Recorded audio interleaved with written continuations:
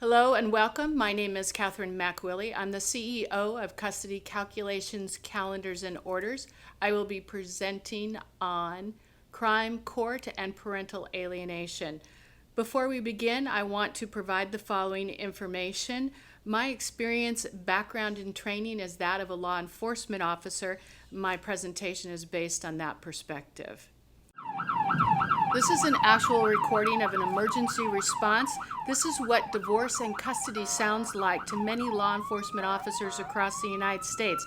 Emergency responses, lights, siren, and mayhem, varying only by the number of persons involved, victims, and degree of devastation. On January 26, 2005, at 6:03 in the morning, Juan Alvarez, depressed over his pending divorce, in a failed suicide attempt, slashed his wrists and stabbed himself in the chest. Determined to succeed in his next attempt, Alvarez came up with the brilliant idea to park his vehicle on the railroad tracks.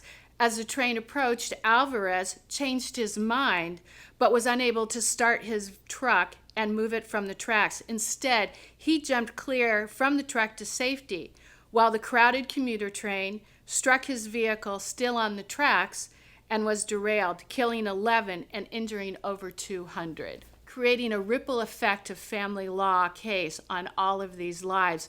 And there's no prior criminal history in any of the articles I reviewed on Juan Alvarez.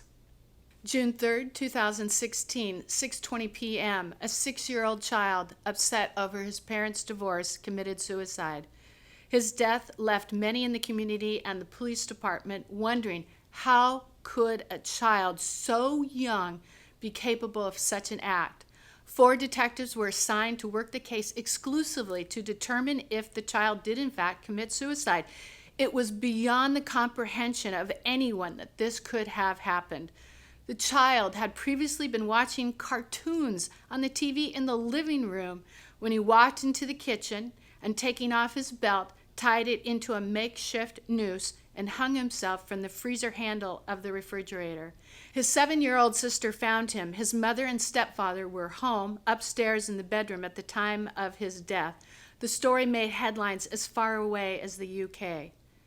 United States is not alone in horrific crimes dealing with family law, which are not confined to a single gender, country, or even continent. On February 11th, 2015, Lennik, Belgium, Thurl Morbo, 35-year-old mother, in a rage over her husband's attorney, who sent a letter requesting full custody of the children, locked Madison, who was only 6 years old, Abigail, 4, and Umni, 2, in a storage shed. Then she set the shed on fire, burning the children alive. Theo called the father, holding up the cell phone so the father could hear the screams of the children, and she said, "I will never surrender my children to you." There is no shortage of headlines around the globe dealing with family law on these issues. They run the gamut from mild to absolutely horrific, and the number of headlines is increasing weekly, monthly, yearly, everywhere, not just the United States. None of the parents referenced in any of these presentations had any criminal history prior to entering the divorce and custody process, even in cases involving parents who murdered their children or the other parent, which begs the question, are parents vulnerable to these scenarios given the right environment, or have the courts literally driven parents to these behaviors based on the method and manner in which family law court functions, or both? Don't we owe it to families to get the answers?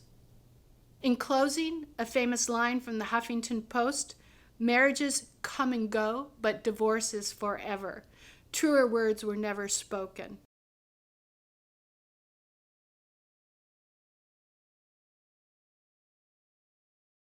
I'd like to thank you for the opportunity to present on this important subject today. Thank you.